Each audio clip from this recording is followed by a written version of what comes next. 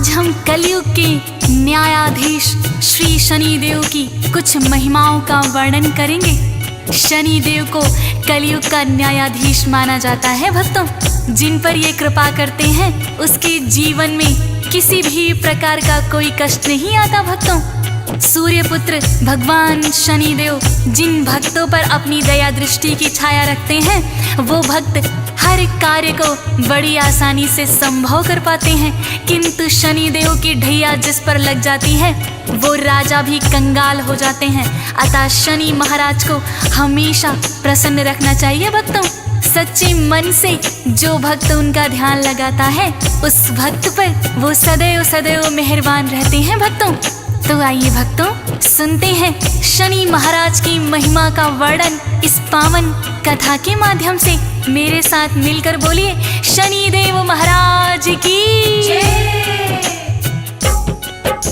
श्री चरणों में शीश झुकाई शनिदेव का ध्यान लगाई, सच्चे मन से नाम सुमिरते हम है करते। कथा है ये तो शनिदेव की बात बड़ी प्राचीन समय की। किसी गांव में एक था ब्राह्मण ब्रह्म मुहूर्त में सुबह उठ जाता, गंगा स्नान वो करके आता, भर के गंगा जल का लोटा विधि विधान से पूजा पाठ करे, अन्न जल सब उसके बाद करे, बालावस्था से ब्रह्मचारी भक्तों। उस ब्राह्मण का नियम था सुबह ब्रह्म मुहूर्त में उठ जाता था, स्नान आदि करके सूर्य को अर्घ्य देता, घर आकर पूरे विधि विधान से पूजा पाठ करता भक्तों। उसके बाद ही कहीं अन्न जल ग्रहण करता था और दूसरों के हित के लिए सदैव सदैव सोचता था भक्तों। ग्रामवासी उस ब्राह्मण का बहुत ही आदर सम्मान करते थे। एक दिन की बात है, सुबह सुबह जब वो गंगा स्नान करने जा रहा था तो रास्ते में उन्हें शनि देव मिल जाते हैं। ब्राह्मण ने शनि देव को प्रणाम किया और ब्राह्मण पूछने लगा कि हे शनि देव, आज सुबह सुबह आप किधर जा रहे हैं? तो शनि देव ने उस ब्राह्मण से क्या कहा भक्तों? ब्राह्मण ने उन्हें शीश झुकाया और पूछना इतना चाहा, शनि देव आज प्रातः शनि देव ने ब्राह्मण से कहा, राजमहल है राजा का जहाँ, राजा के पास में मैं तो जाऊं, ब्राह्मण ने इतना है सोचा, यदि राजा को लग गए ढैया, प्रजा तो सारी ही दुखी होए, कैसे इनको टाला जाए। शनि देव से बोले ब्राह्मण, आप से मेरा इतना निवेदन, राजन पर ना ढैया लगाना, बदले में मुझे देते जाना। भक्तों, ब्राह्मण बड़ा ही परोपकारी था।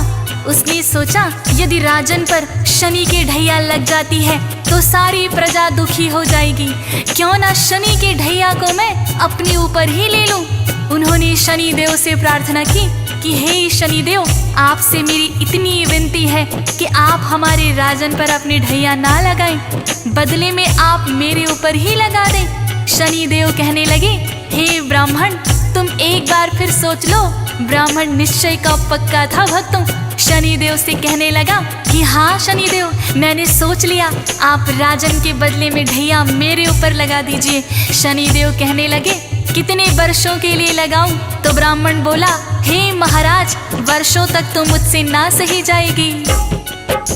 ब्राह्मण का था इतना कहना, वर्षों तक तो होगी सहना, इतनी सी कृपा बरसा दो,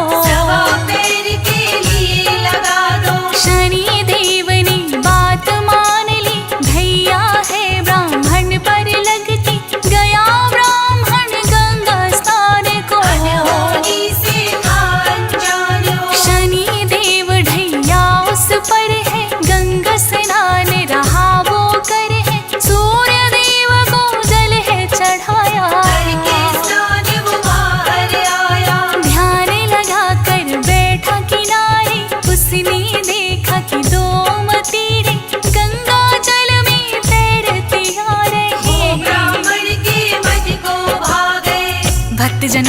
जब ब्राह्मण गंगा स्नान करके सूर्य को अर्घ देकर बाहर निकला तो गंगा के किनारे ध्यान लगाकर बैठ गया। उसी समय देखा कि 2 मतीरे पानी में तैरते हुए आ रहे हैं। ब्राह्मण ने सोचा पूजा पाठ के बाद आज इन्हीं मतीरों को मैं खाऊंगा। 1.25 पहर तक जब तक शनि की ढैया है मैं ईश्वर का ध्यान करूंगा। और ब्राह्मण ने वो मतीरे निकालकर अपने घुटनों के नीचे रख लिए और ईश्वर के ध्यान में बैठ गया। भक्तों, इधर से एक राहगीर गुजर रहा था। उसने देखा ब्राह्मण अपने दोनों घुटनों के नीचे नरमुंड दबाए हुए हैं। पास आकर देखा तो वो दोनों राजा के पुत्रों के शीश थे। भक्तों, नगर में जाकर उसने सबको बता दिया कि एक ब्राह्मण ने राजा के दोनों बेटों के शीश काट दिए हैं और उसे घुटनों के नीचे दबाकर बैठा हुआ है। ज्यों ही राजा तक ये खबर पहुंची, राजा बिलाप करता हुआ आया। भक्तों, और उसने सैनिकों को आदेश दिया कि ब्राह्मण को तुरंत पकड़ कर लाओ और सूली पर चढ़ा दो। बात नगर में फैल गई है, राजकुमारों की हत्या हुई है। राजा मंत्री को बुलवा कर लाओ उसे पकड़ कर। दोनों प्रिय मेरे राजकुमार हैं, ब्राह्मण ने दिया शीश उतारे हैं। सुनकर मुझको हुआ कष्ट है, ब्राह्मण तो बड़ा दुष्ट है। शीघ्र ही उसे पकड़ कर लाओ और आते ही सूली चढ़ाओ। सजा दो ऐसी न जाए भूली, चौराहे पर टांगो सूली। जो ही सैनिक वहाँ पे आए, ब्राह्मण बैठा ध्यान लगाए। राजकुमारों के जो शीश थे, ब्राह्मण के घुटनों के नीचे। भक्तजनों, जब सैनिक वहाँ पर आए तो देखा वास्तव में ही ब्राह्मण ने अपने घुटनों के नीचे राजकुमारों के शीश दबा रखे थे। ब्राह्मण को सैनिकों ने उठाया। ज्यों ही ब्राह्मण ने आंखें खोली, देखा कि वास्तव में मतीरों की जगह राजकुमारों के शीश हैं। भक्तों, अब ब्राह्मण को समझ में आ गया शनि देव की ढैया ने अपना असर दिखा दिया। सैनिक उसे पकड़कर ले गए। राजा ने कहा, इस ब्राह्मण ने मेरे निर्दोष राजकुमारों की हत्या की है, इसे तुरंत ही सूली चढ़ा दो। ब्राह्मण को चौराहे पर लाकर जैसे ही सूली लटकाने लगे, सूली टूट गई। भक्तों, फिर राजा ने तांबे की सूली बनवाई और ब्राह्मण को सूली चढ़ाने लगे तो वो भी टूटकर गिर गई। भक्तों, इसी तरह राजा ने चांदी की सूली बनवाई, वो भी टूटकर गिर गई। भक्तों, तो सोने की सूली बनवाने का आदेश दिया राजा ने। तब तक 1.25 पहर बीत चुका था। भक्तों,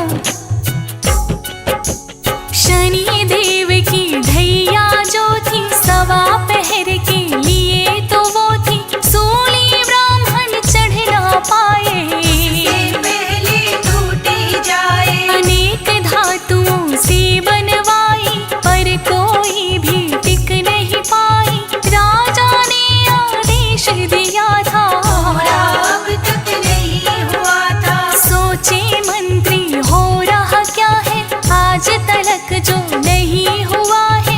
ब्राह्मण है या कोई तांत्रिक, टूटी सूली सारी अब तक। जो राजा को पता लगेगा हमको मृत्यु दंड मिलेगा। 1.25 पहर तब तक बीता है, ब्राह्मण सूली नहीं चढ़ा है। भक्तों, सैनिकों ने ब्राह्मण को सूली चढ़ाना चाहा, किंतु जिस धातु की सूली पर भी चढ़ाते वो टूट जाती। भक्तों, लोहे की टूटी तो तांबे की बनवाई, तांबे की टूटी तो चांदी की बनवाई, चांदी की टूटी तो सोने की सूली बनवा कर लाए। भक्तों, इसी क्रम में 1.25 प्रहर बीत गया। भक्तों, तभी दोनों राजकुमार खेलते खेलते राजा के पास आ जाते हैं। रानी उनको देखकर बड़ी ही हर्षित हुई। फिर रानी ने राजा से कहा कि हे महाराज, अभी तक तो सैनिक ब्राह्मण को सूली पर चढ़ा चुके होंगे, हो सकता है ना भी चढ़ाया हो।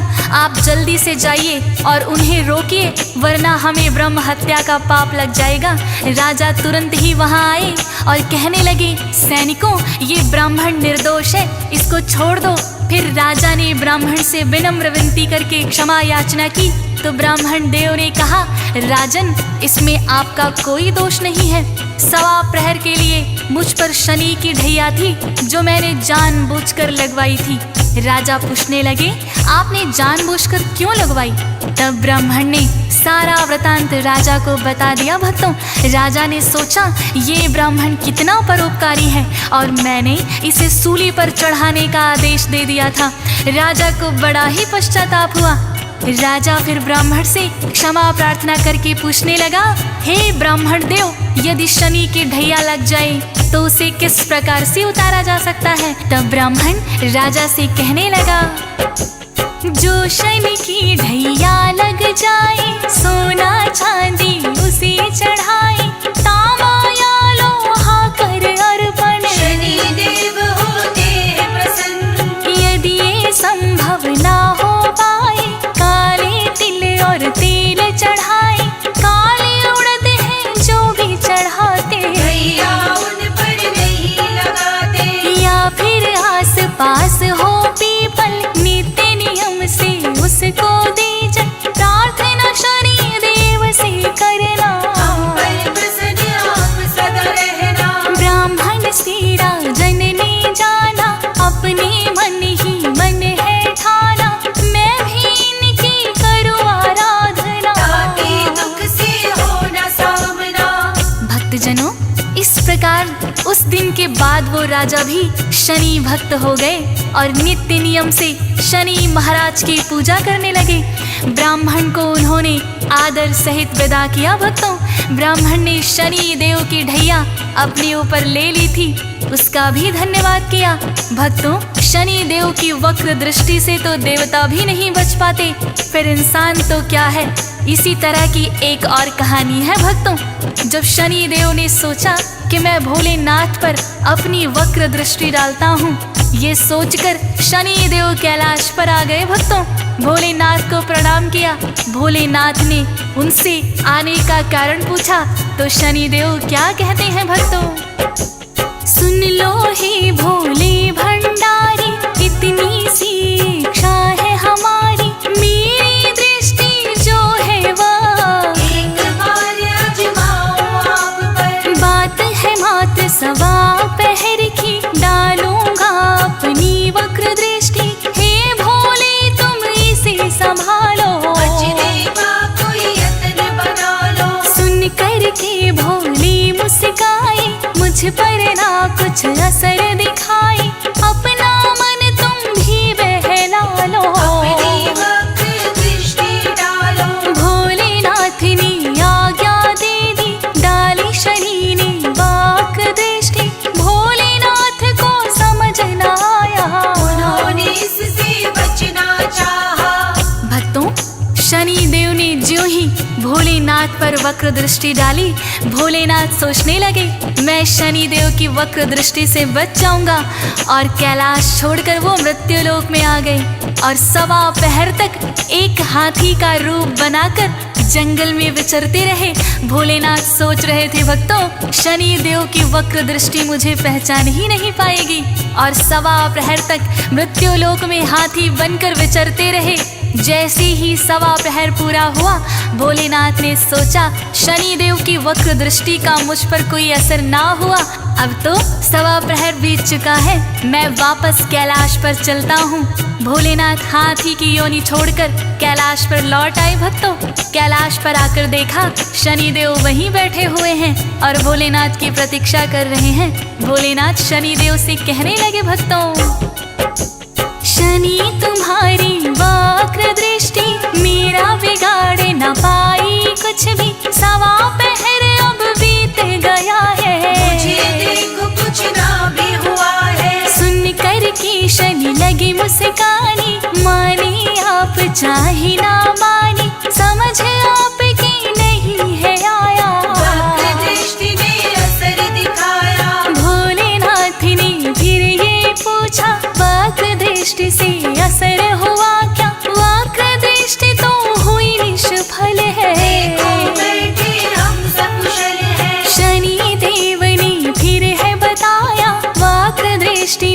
असर दिखाया, वरना आप क्यों मृत्यु लोक पर। सवा पहरे हाथी बनकर। भक्तजनों, इस प्रकार से शनि देव ने बताया कि हे भोलेनाथ, मेरी वक्र दृष्टि ने तो असर दिखा ही दिया, जिसके कारण आपको कैलाश छोड़कर मृत्यु लोक पर जाना पड़ा है और आप सवा पहर तक हाथी की योनि में भी रहे।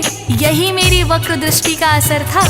तब भगवान भोलेनाथ ने माना कि हाँ शनिदेव, आपकी वक्र दृष्टि से तो कोई भी नहीं बच सकता, और भोलेनाथ ने शनिदेव को गले लगा लिया। भक्तों, तो इस प्रकार से भक्तों, देवतागण भी शनिदेव की वक्र दृष्टि से नहीं बच पाते हैं। इसीलिए भक्तों का कर्तव्य बनता है कि शनिदेव को हमेशा प्रसन्न रखें और विधि पूर्वक उनकी पूजा करें। शनि देव का करना सुमिरन, रखना इनको सदा ही प्रसन्न, रुष्ट कभी ना होने देना। हमारा इतना कहना। जब ये कोपित हो जाते हैं, देवता भी नहीं बच पाते